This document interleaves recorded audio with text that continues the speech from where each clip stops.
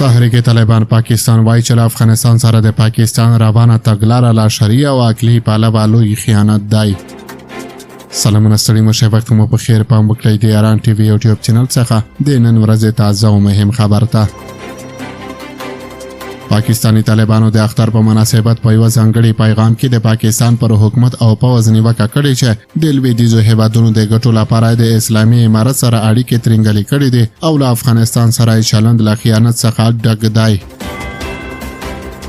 د تحریک طالبان پاکستان مشر په دغه اختریز پیغام کې افغانستان خپل مسلمان ګاونډي ورور بللی او پر پاکستان یې نیوکه کړې چې د لویدیځو هیوادونو د خوشحالولو ترڅنګ د خپلو شخصي ګټو د ترلاسه کولو لپاره په لوی لاس افغان طالبانو سره اړیکې خړې پړې کړې دي.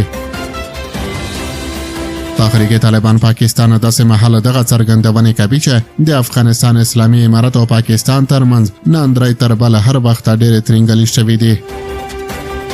پاکستانی طالبانو په خپل خبرپاڼه کې زیاته کړې چې د پاکستان پوځ په روژې میاشت کې هم په پښتونخوا او بلوچستان ایالتونو کې ولسي خلک وژلي، ځورولي او زنداني کړي دي. پاکستانی طالبانو نیوکه کړې چې د پوځ د دغه کړنو خلاف ولسي خوځښتونه کمرنګه دي او هماغه شان چې په کار و ورته غبرګون نه دی ښودل شوی. تحریک طالبان پاکستان هم دغه راز نیوکه کړې چې د پاکستان حکومت او اسټابلیشمنټ له لوري په روژې میاشت کې د دیني عالمانو د وژل کېدو لړۍ هم روانه ده. تحریک طالبان پاکستان زیاته کړې په ګران هیواد پاکستان کې د حکومتي چارواکو لخوا د ظلم لړۍ ونه درېده او د علماو د وژل کېدو لړۍ روانه ده.